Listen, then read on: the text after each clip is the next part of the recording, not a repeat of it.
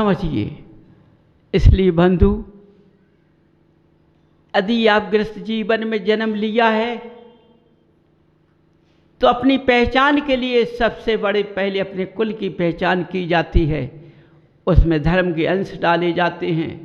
जब तुम्हारे अंदर धर्म के अंश डलेंगे, उस धर्म के अंश से तुम सबको पहचान लोगे कि मेरी माँ है, पिता है, भाई हैं, बंधु हैं, परिवार के हैं, रिश्ते हैं, नाते हैं, सब पहचान हो जाती है। समझिए, यदि अपना धर्म के अंश में तुम्हारा अंश नहीं होगा तो तुम उनको पहचान नहीं पाओगे। तुम पढ़ने वालों के पास देखना, जितने पुत्र पढ़कर आते हैं बड़े बड़े व्यक्तियों के, तो उनसे पूछा जाए तो वे अपने पिता को एक गिलास पानी नहीं पिला कर देते हैं। जानते नहीं है पानी पिलाना अपने पिता का, क्योंकि उन्होंने जो पढ़ाई की है वो धर्म की नहीं की है। धर्म का अंश नहीं डला है, धर्म का अंश बचपन से डलता है। बिना बचपन के धर्म नहीं होता है। इसलिए जब पढ़ते हैं तो उसमें रिश्ते गोते नहीं बताए जाते हैं, पढ़ाया जाता है। उच्च चक्रवृद्धि से ही ज्ञान होता है कि अब ये मेरे पिता हैं, ये मेरे भाई हैं, ये बहन है। इन सूत्रों से पता चल जाता है, सूत्रों से ज्ञान लगाया जाता है। लेकिन मनुष्य उतना ज्ञानी नहीं है, वह सूत्रों से पता लगा ले। विज्ञान तो भगवान को खो चुका है, वो तो आज चंद्रमा सूर्य पे पहुंच रहा है। सोचो, इतना विज्ञान आगे पहुंच गया है, वो सूर्य चंद्रमा पर पहुंच रहा है। जब सूर्य की गर्मी इस भरत भूमि पर सहन नहीं पाते हो तो तुम सूर्य में कैसे पहुंच जाओगे? तुम चंद्रमा का ठंडक यहाँ नहीं सहन पाते तो चंद्रमा के पास कैसे पहुंच जाओगे? लेकिन विज्ञान पहुंचता है, मनुष्य कहते हैं। अब सोचो, तो वो विज्ञान चंद्रमा को क्या मानेगा, सूर्य को क्या मानेगा? वो तो सूर्य से बड़ा बन गया, चंद्रमा से बड़ा बन गया। समझिए, ये तो अपने सूत्र ज्ञान के सूत्र से होता है। ये सारे जैन धर्म के अंदर जितने सूत्र हैं, उन सूत्रों से साइंस बनी हुई है। समझो, जैन धर्म के बिना सूत्र के कोई विज्ञान नहीं बना है। एक एक शब्द यदि पकड़ा जाए जैन शास्त्र का, उससे सारे अणु पैदा होते हैं। यदि तुम्हारे मुंह से अणु निकलता है, माने वाणी निकलती है, तो वो भी पकड़ जाती है। वो कहाँ तक जाती है?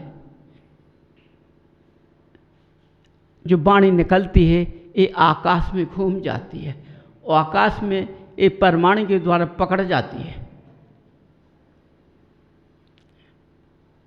समझो, इसलिए बंधुओं, सीमा जहाँ तक की है मनुष्य वहीं जा सकता है, उसके अलावा नहीं जा सकता है।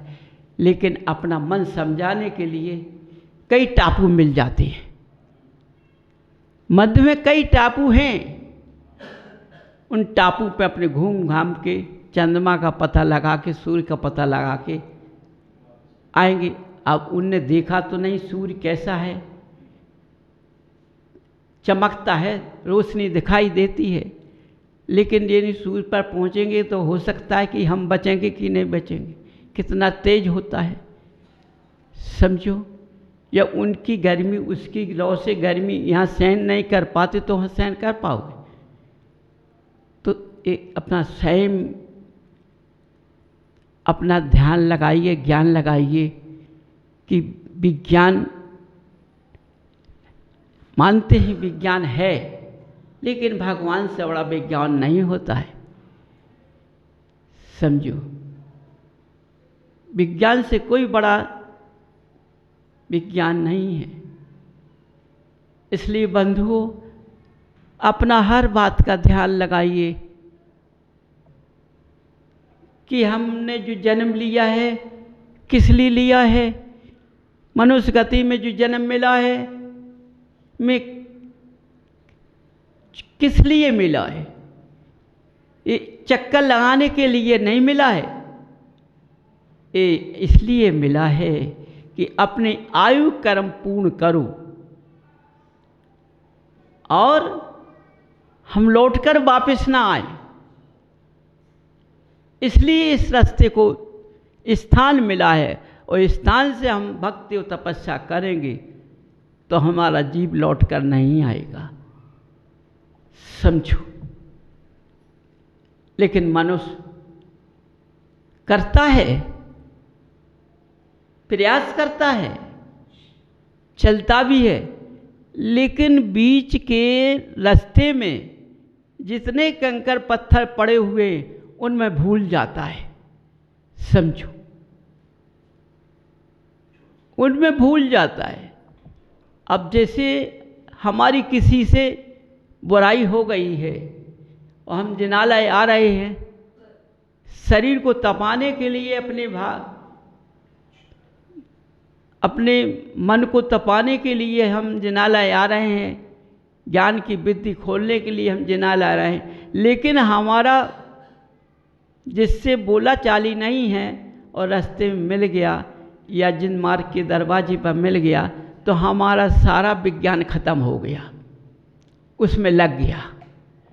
अब भगवान भी भूल गए, हम भगवान का दर्शन भी भूल गए, जिनमाड़ी भी भूल गए, सब कुछ कर सब रहा हूँ मैं, भगवान को देख रहा हूँ, लिए लिखा मेरा मन लग नहीं रहा है, क्योंकि मेरा मन तो दरवाजे चितौर पर चला गया। अब बताओ तुम किस लिए आए? इस चितौर से होता क्या है? इससे तुम्हारा मन इस पर चला गया तो इससे क्या मिलेगा तुम्हें, यह नहीं सोच पा रहा है। हम अपना मन अपना जीवन गड्ढे में क्यों डालें? ये सब भूल गया। अरे भाई, ये तो नाते हमको आया है, समझ दिया है कि हमें उस रास्ते पर चलना है और हमें भक्ति करना है, और जिससे हमारे जो आयु कर्म के साथ में कर्मों में लिपड़ा हुआ हूँ, भड़ा हुआ हूँ, विष्ठा में भड़ा हुआ हूँ, ये भक्ति से हमारे दूर हो जाएंगे। क्योंकि भक्ति से कर्म कटते हैं। जब कटते हैं, जब तुम पवित्र होगे, यदि पवित्र नहीं होगे तो तुम्हारे कर्म नहीं कट पाएंगे। समझो, अपनी भावना को पवित्र बनाना पड़ेगा, और पवित्रता में ही जब तप का वास होता है तभी कर्मों का लेख कटता है, अन्यथा नहीं कटता है। बंधुओं, ये समझ लेना। क्योंकि जब कुबरू माने कुदेवों का वास होता है, कुबुद्धि का वास होता है, और ये भक्ति की जाए तो ये कुबुद्धि में बदल जाएगी, कुकुदेव में भक्ति चली जाएगी, और तुम्हारा आचरण बिगड़ जाएगा, तुम्हारा रहने वाला आचरण खराब हो जाएगा, तुम नीचे की ओर चले जाओगे। इसलिए मन पवित्रता से भक्ति करना चाहिए, क्रोध मान कसाय से भक्ति नहीं करना चाहिए। समझो बंधुओं, हर चीज़ बचने के लिए होती है।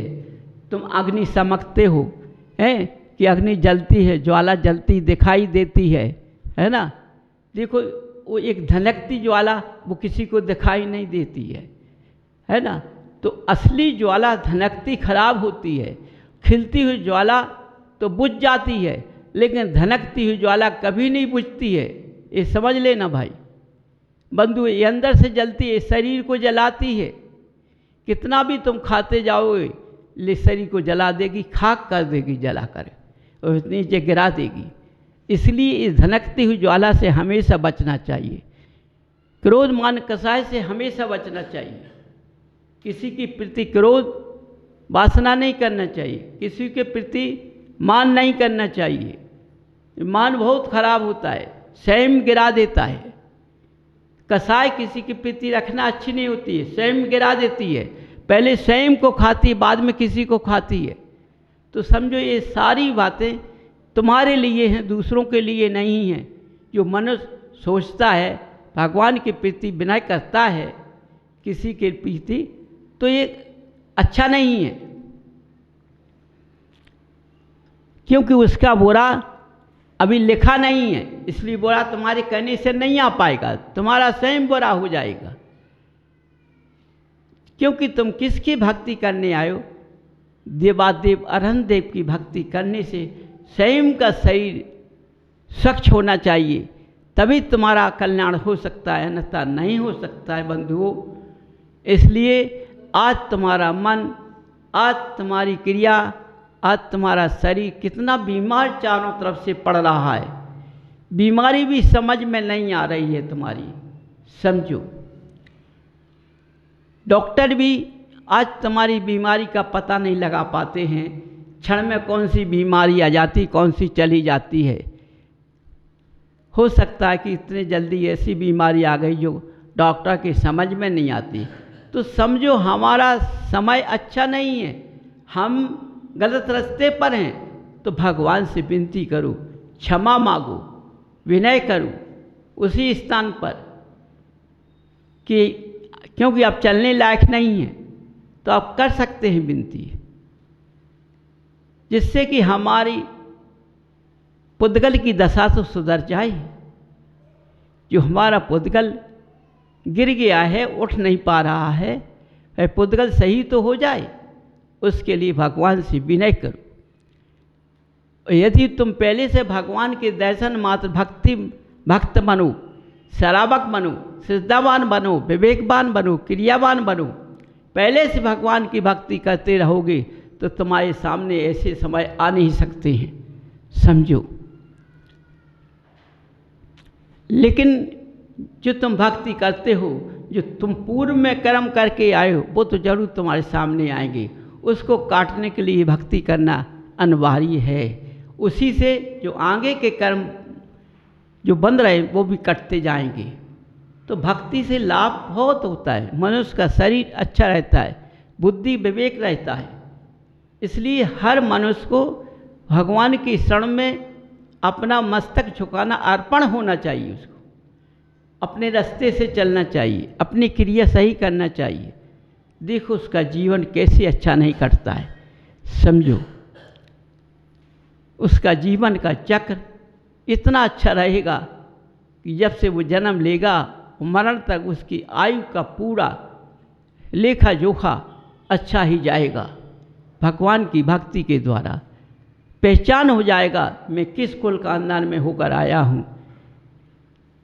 क्योंकि जब भगवान की भक्ति और उसके रास्ते पर चलेंगे, तो हमें छोटी छोटी गलतियाँ दिखाई देगी, हम उनका त्याग करते चले जाएंगे, अपने आप उनसे दूर रहेंगे, तो हम उनसे समझ जाएंगे। इसलिए बंधुओं, ये हर बात सबको मिलती है, लेकिन छोड़ता नहीं, लालच की वजह से छोड़ता नहीं, उसको अच्छा लगता है। इसलिए ऐसा धर्म भक्ति करने से कोई लाभ नहीं होता है। करो, रास्ते पर चलो, अपना समय का बर्बादी करना अच्छी बात नहीं होती, क्योंकि समय जो मिलता है फिर लौट के वापस नहीं आता है।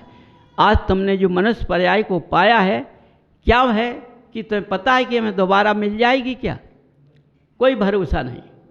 अच्छे कर्म करोगे, आस्था भगवान से रखोगे, तो हो सकता है कि हमें दोबारा मिल सकती है।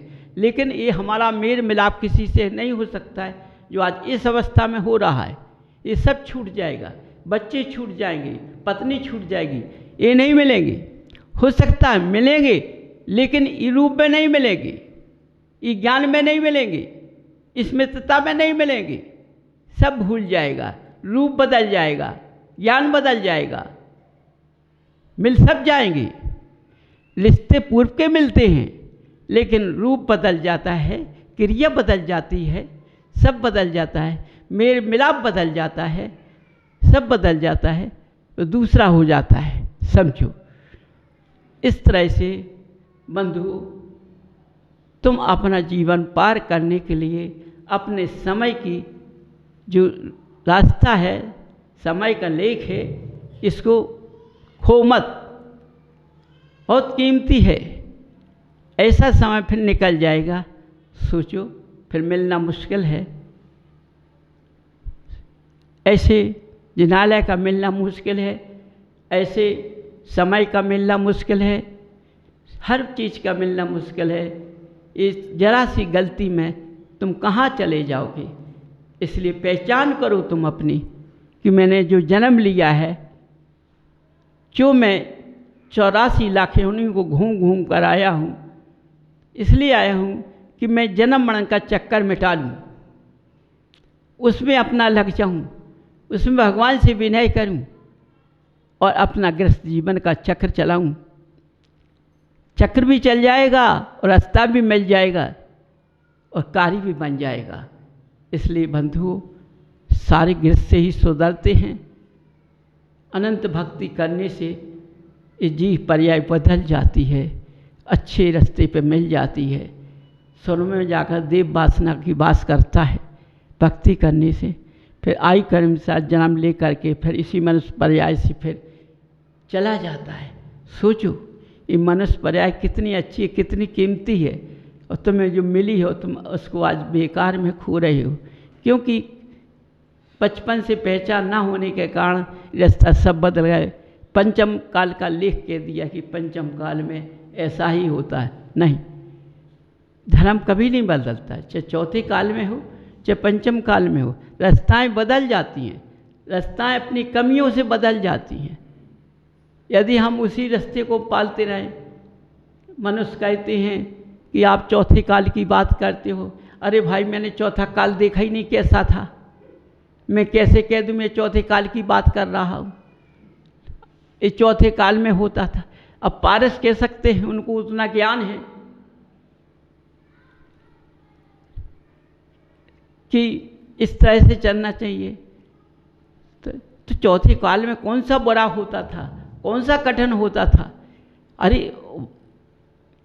यदि रास्ता बता दिया है, समय बता दिया है कि पहले इतनी भक्ति करना पड़ती थी, क्योंकि मनुष्य को जब ज़्यादा भक्ति करने, तो यदि पंचम काल है तो अब भक्ति कम भी तो हो गई है।